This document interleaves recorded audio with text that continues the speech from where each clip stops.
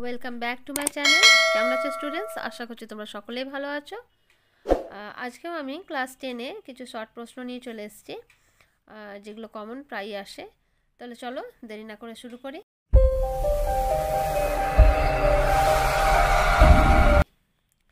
আজকে যেটা প্রথম প্রশ্ন সেটা হচ্ছে, শ্রীরামপুর ত্রয়ী কারা ছিলেন? হুগলি জেলা শ্রীরামপুরে ব্যাপটিস্ট মিশন খ্রিস্টান ধর্ম প্রচার ও শিক্ষা বিস্তারে কাজ শুরু করে। আচ্ছা, উইলিয়াম কেরি, তোমার ফ্রান্সোয়া ম্যাসম্যান ও উইলিয়াম ওয়ার্ড, এই তিনজনই তোমার পাশ্চাত্য শিক্ষা বিস্তারে অগ্রণী ভূমিকা নিয়েছিলেন বলে এদের একত্রে বলা হয় শ্রীরামপুর ত্রয়ী। এদের অবদান কী ছিল? এরা ছাপাখানা প্রতিষ্ঠা, তোমার দিগদর্শন ও সমাচার দর্পণ পত্রিকা প্রকাশ, 26টি আঞ্চলিক ভাষায় বাইবেল অনুবাদ এবং বিভিন্ন স্কুল ও কলেজ প্রতিষ্ঠা করেছিলেন। এক ও অদ্বিতীয় ব্রহ্মের উপাসনা করা, বৈদান্তিক হিন্দু ধর্মের পুনঃপ্রতিষ্ঠা করা, হিন্দু ধর্মের নামে যে সব কুসংস্কার ও অন্যায় অবিচার প্রচলিত ছিল তা উচ্ছেদ করা। পরেরটা যায়, নববঙ্গ গোষ্ঠী কাদের বলা হতো? পর্তুগিজ বংশোদ্ভূত তরুণ শিক্ষক হেনরি ভিভিয়ান ডিরোজিও তৎকালীন সমাজে প্রচলিত কুসংস্কারের বিরুদ্ধে আন্দোলন করেছিলেন। ডিরোজিওর অনুগামীদের কি বলা হতো? নববঙ্গ বা ইয়াং বেঙ্গল। তাদের আন্দোলন নববঙ্গ আন্দোলন নামেই পরিচিত। এই গোষ্ঠীর কয়েকজন সদস্য ছিলেন কারা? রামতনু লাহিড়ী, রাধানাথ সিকদার ও রসিককৃষ্ণ মল্লিক প্রমুখ।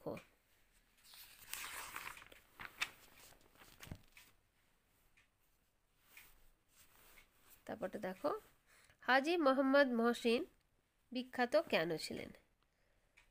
হাজী মোহাম্মদ মহসিন ছিলেন বাংলার একজন ধর্মপ্রাণ ও মহান জনহিতৈষী ব্যক্তি। মোহাম্মদ মহসিন তার বিশাল সম্পত্তি বিভিন্ন সৎ উন্নয়নমূলক কাজে ব্যয় করেছিলেন।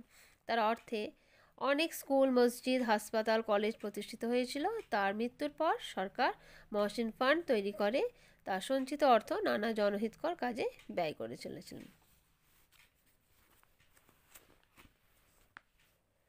এটা দেখো, ব্রহ্ম সমাজে কেশবচন্দ্র সেনের অবদান কী ছিল? চারিত্রিক স্ববিরোধিতা এবং একনায়কতন্ত্রের প্রতি আসক্তি থাকলেও ব্রহ্ম সমাজে কেশবচন্দ্র সেনের অবদান কিন্তু অস্মরণীয়। প্রথমত তিনি প্রথম ব্রহ্মধর্মকে বাংলার বাইরে প্রচার করে জাতীয়তাবোধের উন্মেষ সাহায্য করেছিলেন। দ্বিতীয়ত তিনি মানুষের সমস্ত আচার আচরণকে আধ্যাত্মিকতার সঙ্গে যুক্ত হতে শিখিয়েছিলেন, যা তরুণ প্রজন্মকে চিন্তায় ও কর্মে সৎ ও ন্যায়পরায়ণ হতে অনুপ্রেরণা দান করেছিলেন।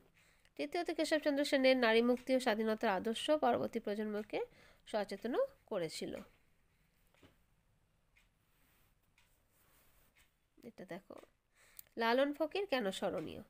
লালন ফকির ছিলেন বাউল সাধনার একজন প্রধান গুরু। তিনি ছিলেন শ্রেষ্ঠ বাউল গান রচয়িতা ও গায়ক। প্রায় 2000 গান রচনা করেছিলেন তিনি। তার মর্মস্পর্শী গানগুলি মানব জীবনের রহস্য, আদর্শ ও মানবতাবাদী দৃষ্টিভঙ্গি প্রচার করেছিলেন।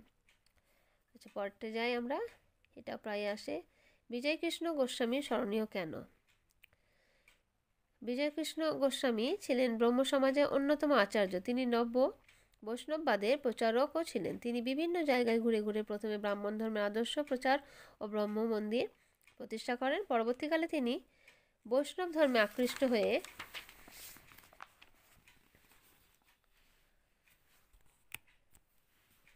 বৈষ্ণব ধর্ম প্রচার করেন। তিনি কুসংস্কার মুক্ত প্রগতিশীল সমাজও গঠনে সচেষ্ট ছিলেন। আচ্ছা, এটা দেখো, ইটালি রেনেসাঁসের সাথে বাংলার নবজাগরণের দুটি সাদৃশ্য লেখো।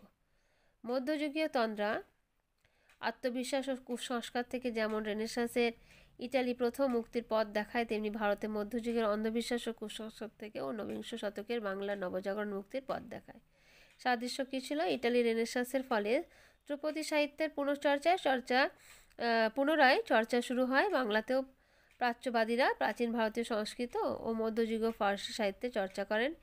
ইটালি রেনেসাঁসের স্বাধীন, অনুসন্ধানী, যুক্তিবাদী মানসিকতা বাংলার ইয়াং বেঙ্গল গোষ্ঠীর আন্দোলনে প্রতিফলিত হতে দেখা যায়।